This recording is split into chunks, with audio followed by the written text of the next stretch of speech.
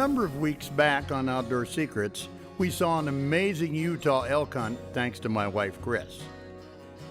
The theme presented for that show was, for all you get by working with a good outfitter, though I once did do-it-myself hunts out west for years, I no longer do. A gyro's loose. My God. Now to recap some of that logic, once again, I'll use the R&K Hunting Company as an example. Just look where you get to stay while experiencing hunts and all of the rest that goes into a scenic visit to Utah. Food and accomms, you'll receive the best of both, so all hunters need to do is focus on their hunt. Now as for the quality of hunting at R&K or other top-notch outfitters, we're talking totally private land where no other hunters will spoil your game plans. Professional guides who scout continually, know the local game movements and the lay of the land like the backs of their hands.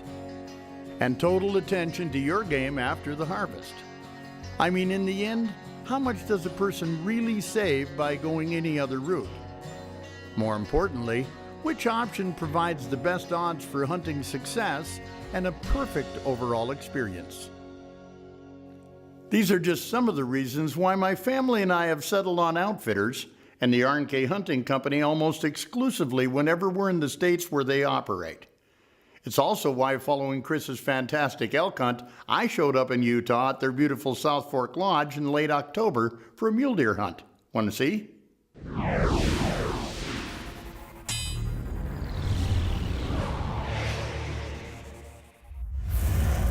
At R&K Orientation, a question and answer period put everyone on the same page for how their hunts will work from beginning to end. Have a good week.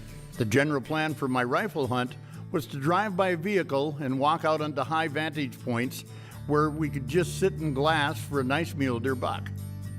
Then after finding one the guide deemed approachable, well, we'd try to approach him. In fewer words, a classic Western spot and stock mule deer hunt. I just love watching for animals like this, even if at times my eyes begin to water from all the glassing. But my gosh, how pretty is that western sunrise and the gorgeous Utah terrain where a person gets so immersed. You look at stuff like this and you realize that God was pretty good as a sculptor. Like that, they slip off down the bottom. Looks like better grazing right in those bottoms than anywhere. First morning in Utah. We're starting out. Just getting up high and looking. We found some deer over here. That was 7 that went with this way, so there's 10 of them here. This is a mama with 2 babies. All cows and calves and does and fawns. This is country that produces 200 squirrel mule deer. And we're looking for a good one. But frankly, a good one is the one that gives you a chance, you know.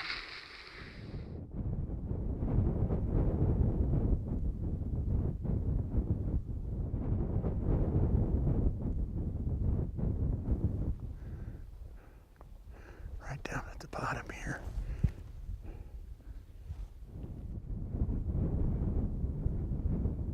Nothing. Sometimes that's how it goes. I just try to keep remembering, whenever monotony creeps in, that the fun of the hunt is always the search, as well as the highs and lows that occur during the process. Okay, continuing on my search for a nice Utah mule deer with the R&K Hunting Company, we make a move to another high spot overlooking heavenly habitat. Again, we comb the entire surrounding area with our naked eyes, binos, and a spotting scope in an effort to pick out a buck to go after on foot.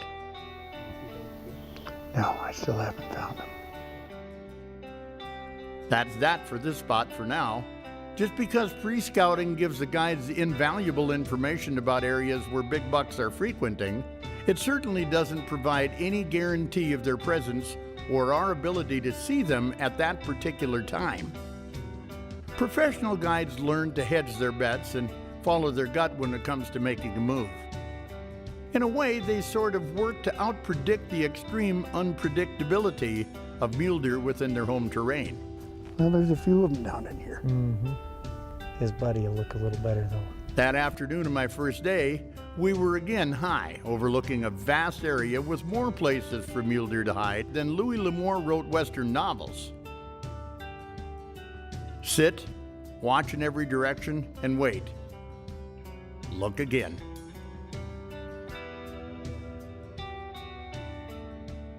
With time running out on our day, the decision was made to make a slow, quiet stalk down to a nearby area that had been hidden from our view.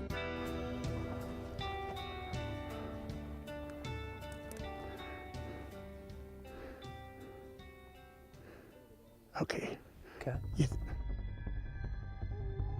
I know exactly what this buck is. You think, what are the odds of finding a bigger buck? I think we could find a bigger deer, but I don't know, he's a great deer. He may be 4.5, looking at his body. Yes. Yeah, I would tell you that's a 4.5-year-old deer. They're knocking heads. He's a good deer, he really is. He's heavy. He's tall, he's heavy, He's not real wide. he's a mature buck though. But he's a 4.5-year-old deer. Right. Yes. Well, and he's 150 yards. He's also preoccupied. Right. He's gonna give me a perfect shot at some point in time. Well, and look at the body size compared to that other deer. I know. Body size, the colors, everything else. It's your call. Hold tight, hold tight, hold tight, hold tight. He's looking right at us. Pardon? Hold tight, he's looking right at us.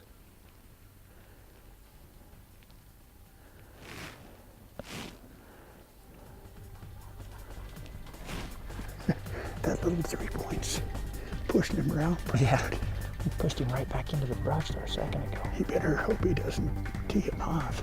Right. Chris, what do you think? I think we know exactly what he is. You know, he's 163, 164. He's a mature deer. I think we can shoot a bigger deer, but I don't know that we can shoot a bigger deer in a better scenario. Well, there's an old saying. It said, never pass up on the first day what you'd be glad to shoot on the last. And we definitely shoot him on the last day. There's no question. All right, here he goes. Thank you. I'm gonna wait till I get done spinning around. There we are. He's exactly 150.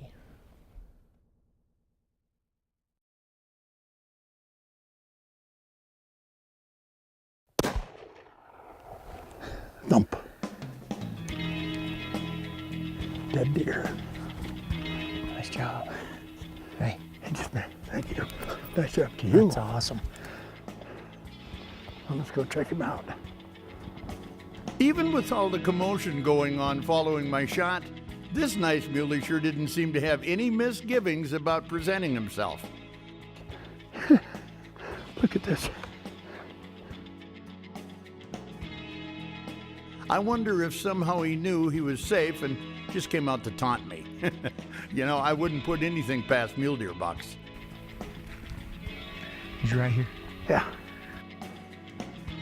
Yes, my first shot was my new Remington 700. I've shot Remington 700s before in my life.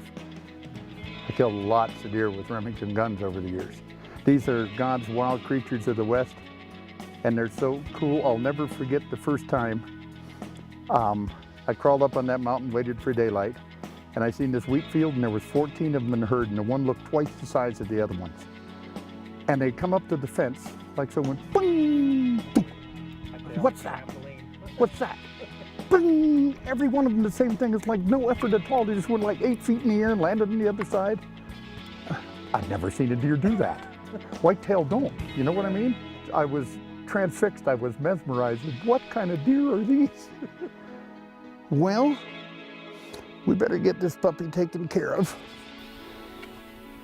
Nice deep forks all the way around him. Okay.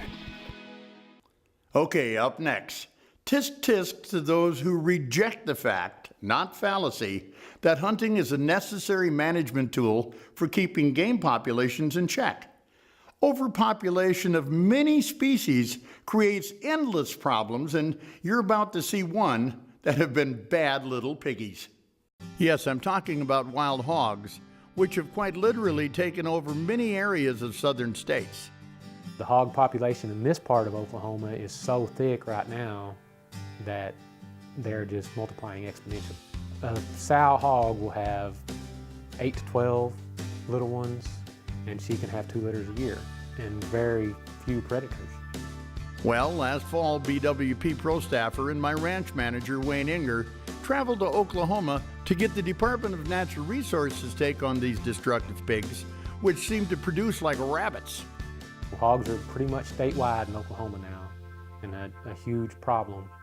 This year we have a good acorn crop and there's lots of them. Some years it's not near as good and the deer are really after them hard. Well, the hogs are after the exact same acorns. So they are taking away from your native wildlife. In this area, hogs are a huge destruction to the agricultural purpose. Would we rather not have the hogs here? I think the answer would be yes. Farming is not really productive for certain things because of hogs. You cannot hardly grow corn because hogs will demolish it. Turns out, the situation has created a pro-con dilemma. Hunters are the conservationists in the United States. Well, we want to hunt them, so we're killing them and helping you, but it conflicts a little bit because if they want to hunt them, they also have a reason to want them to be there, and we don't want them to have a reason to be there. And of course, while there, Wayne Inger hooked up with Pennington Creek Hunting Club to enjoy the challenge of taking up to 3 while helping to reduce their numbers at the same time.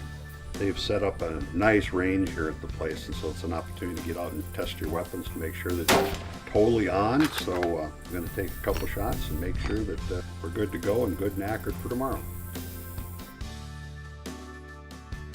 This morning we're going to see if I can't find some hogs that are traveling these same routes. The acorn drop is intensified. They are so locked up in the woods and they're getting up from their beds, eating some acorns, dropping back down, and they're not going anywhere. This acorn drop has changed everything.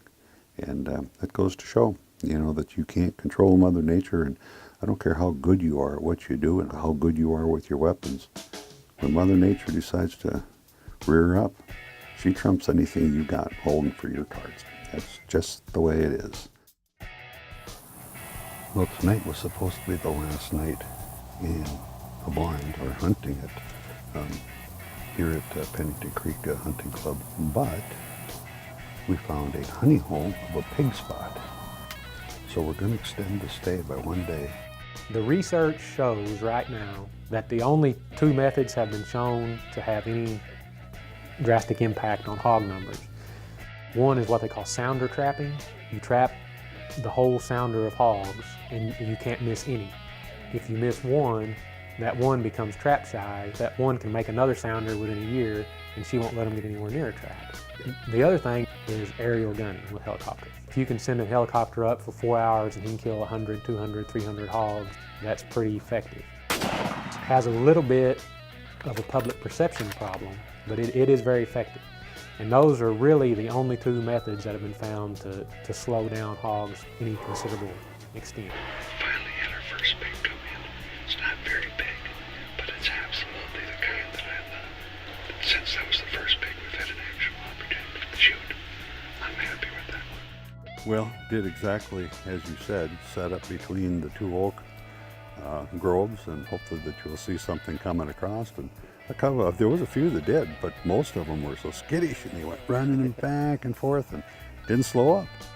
I think it's about 2 feet from where I shot it. It went around a little circle. The fellow came right back out of it.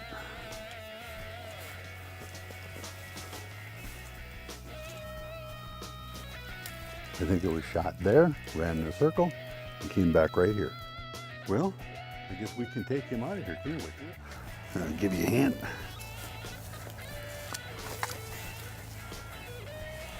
Well, this is the last set down here in Oklahoma at Pennington Creek Hunting Club. About now is when I saw the first hog last night running across the field. My hope is that we're going to be able to see a couple more here tonight and get one more, and probably call it a wrap.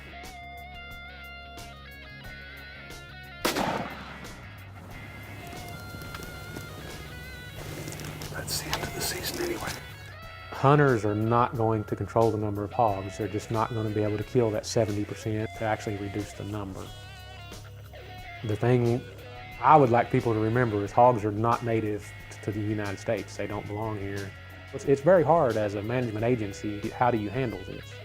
One of our main goals as an agency is to maintain habitat suitable for wildlife, and hogs are making that almost impossible in places. One of our great questions going forward for our leadership is how do we handle wild hogs? Thank you, sir. Appreciate you putting me in another good spot. Always getting everything done at the last minute. That's just the way it goes. Well, thanks again. Let's go get her home. All right. Okay, so time for Old Babe's summary of today's show and a few of the tips and techniques and wildlife management tactics I hoped might shine through. In Utah and other states where they operate first-rate hunting operations, my first tip of the day is simply the R&K Hunting Company. I talked about why earlier on, and I think it's fair to say that my mule deer hunt with them last fall spoke for itself. After hunting with them for many years, I couldn't recommend them more highly, so I hope you'll get in touch soon to start planning your own amazing Western hunting adventure. Technique-wise in Utah, my guide's plan for a classic spot and stock approach was right on the money. This trip, we got lucky. In only one day, I scored on a nice mule deer buck that I'm still very happy about to this day. Now, Oklahoma. What do I want to say about all that? Again, I hope you'll take the Pennington Creek Hunting Club as a where-to tip if you love to hunt for whitetails, tom turkey, and wild boar. I've lost count of how many trips Wayne has enjoyed with these folks, but I know there's no place in Oklahoma he'd rather hunt. The big picture of Wayne's trip down there, though, was to learn what the problem is with the wild hogs, the role hunting plays in managing their numbers. So they are taking away from your native wildlife. Also, the agricultural damage hogs do. But does hunting accomplish enough? Now, here's the thing. Wild hogs are only one example of why wildlife managers all endorse and encourage sport hunting as a measure to help stop overpopulation of many species. In some cases, hunting protects them from eating themselves out of house and home, helps stop the spread of disease, eliminates numerous dangerous encounters with humans, and curtails the destruction of property, to mention just a few. Is all of this why I'm a hunter?